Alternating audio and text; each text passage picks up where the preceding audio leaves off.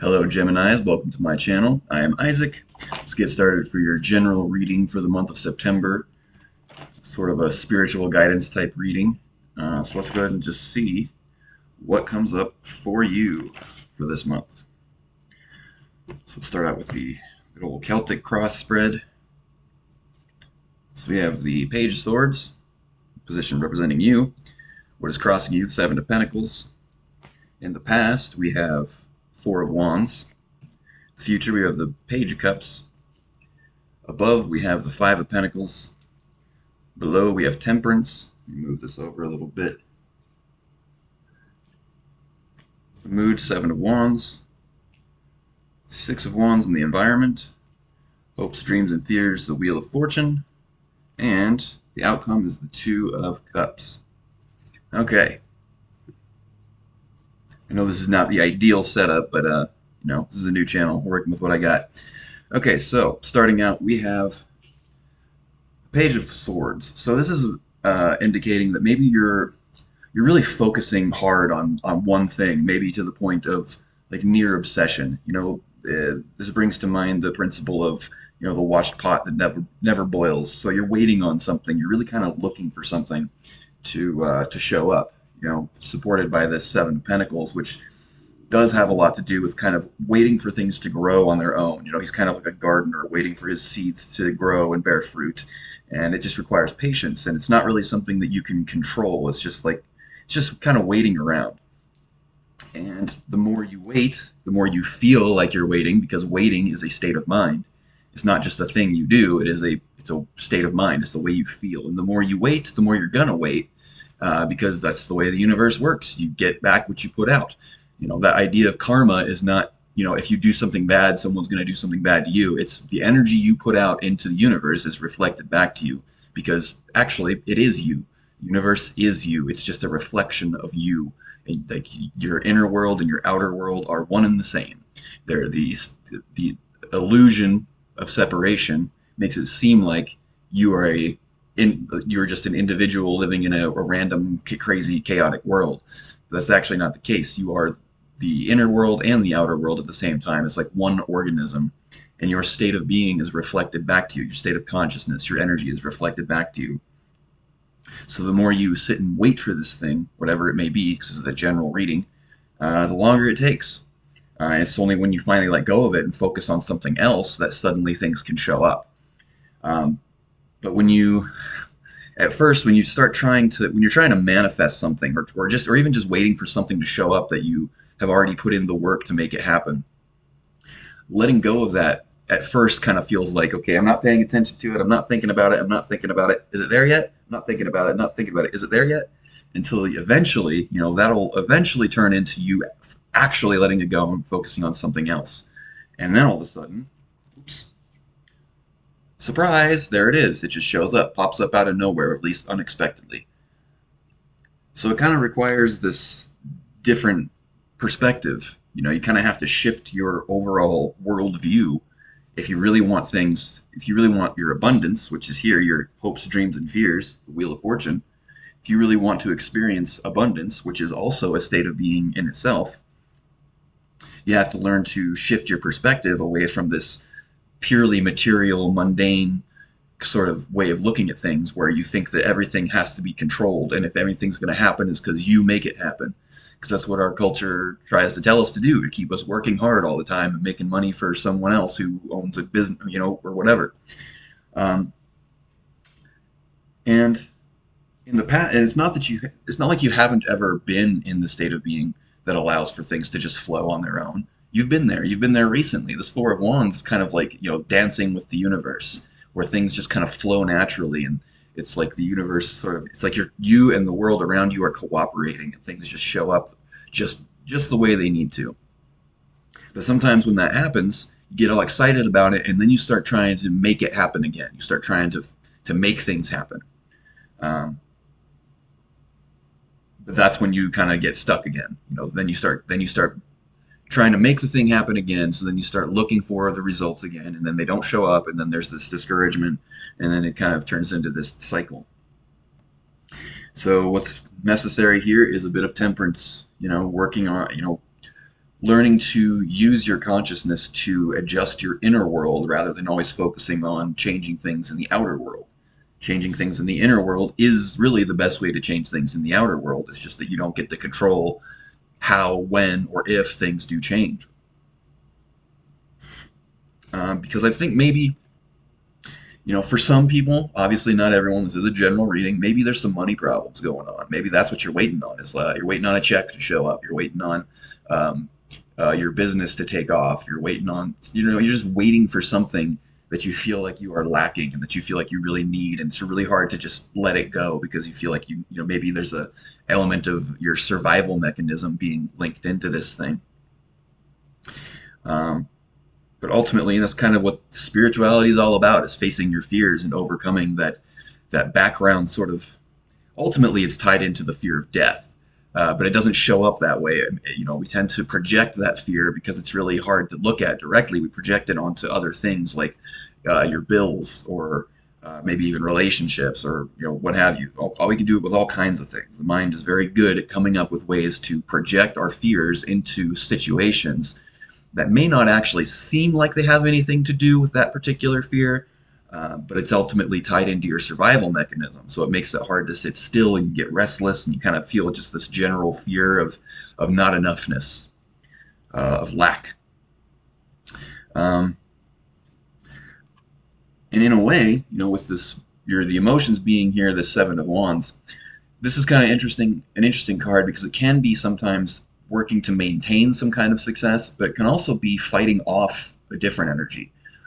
And there's this kind of funny thing that humans tend to do, um, which is that we tend to accidentally and automatically fight off the natural abundance and feelings of love that are kind of built into the universe itself. It's when you let go, all of a sudden the feelings that you've been looking for just kind of flood in all on their own.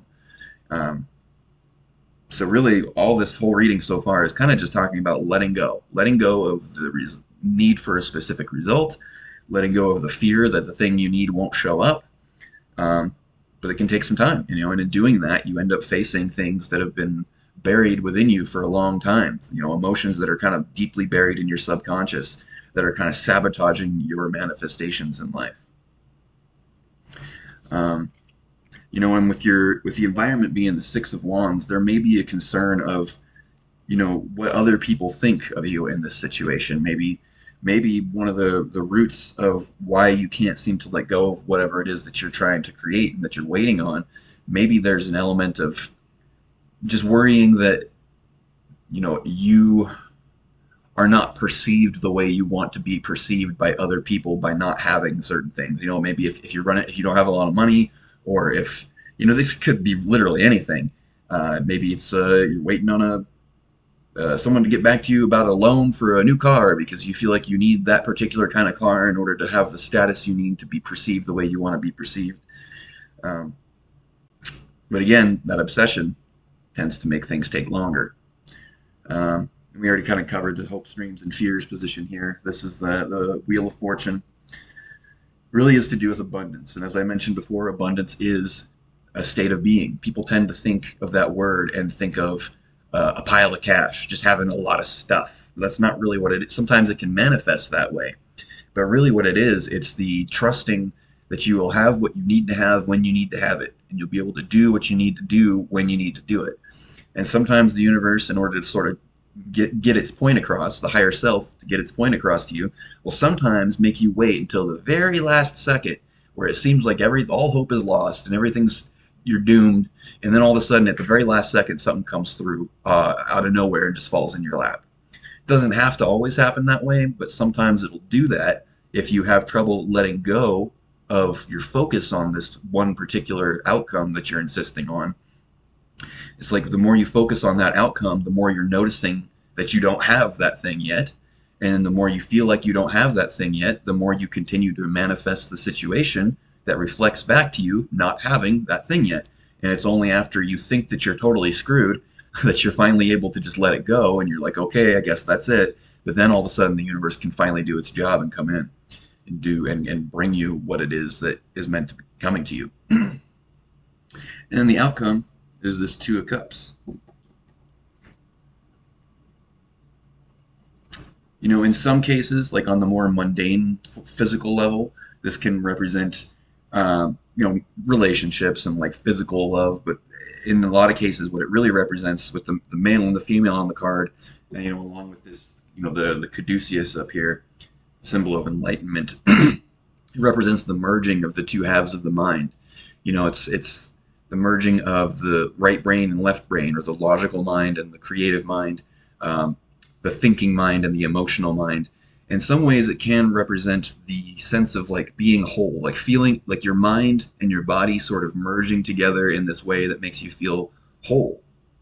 So if you can't stop thinking about a certain thing, one of the ways to sort of try to circumvent that, excuse me, is to focus on your body. Focus your mind on the sensations that are in your body, and just try to allow your awareness to rest within, literally within.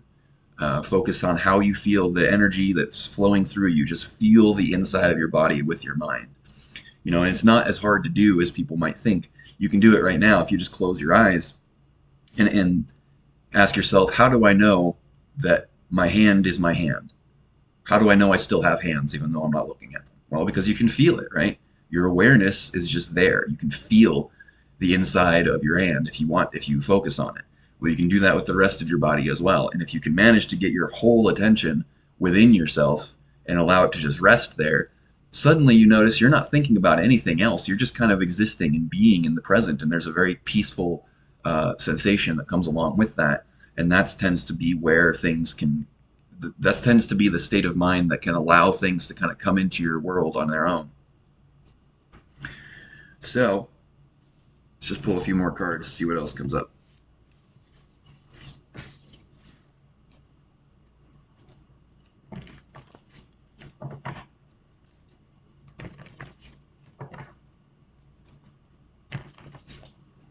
All right, one more shuffle. So we'll look at a little more of an immediate reading, as we were talking. The last spread was kind of more general and overarching. This is a little more zoomed in, you could say.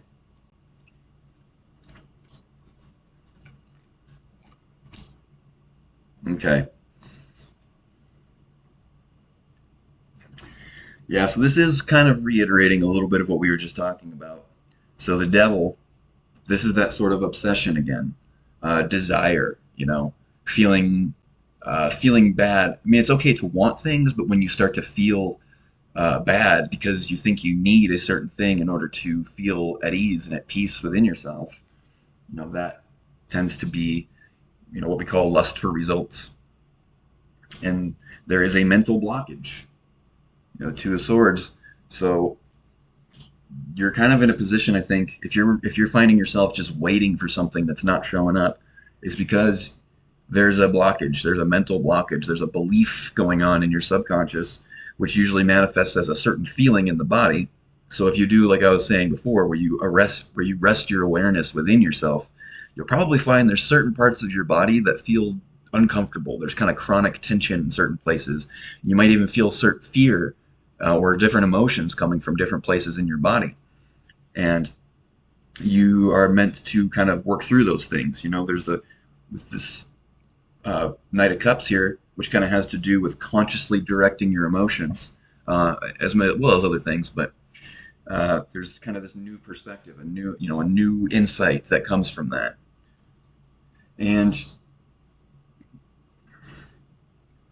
you may find in the near future that with this Two of Wands, that you're trying to force things. There's a sense that there's kind of a forcefulness going on because there is some kind of mental pain, like a feeling of defeat. Like I really feel like this is circling around some kind of deeply hidden sense of self-worth, that you're trying to force certain things into being because there's a story you're telling yourself about yourself that makes you feel like you need to have a certain specific thing in order to feel like you are good enough as you are. I know this is a different kind of reading than you're probably used to seeing if you've even made it this far in my video. I know some of my stuff tends to run counter to most people's beliefs and kind of shows you things that you might not want to hear. But if you're actually interested in really being the best manifester you can be, then this is what needs to be done. Um, so the advice here is kind of what I've been saying this whole time. So the Seven of Cups here is about having just not really knowing what's coming or when something's going to happen or what you should do. There's kind of just this fog of like there's all these different options in your mind of what should be done or what could be done, and then you might get the desire to start trying to force things into being. Um, but when you feel that way, this is actually a feeling from the past. This is an emotion from the past remanifesting itself in your world.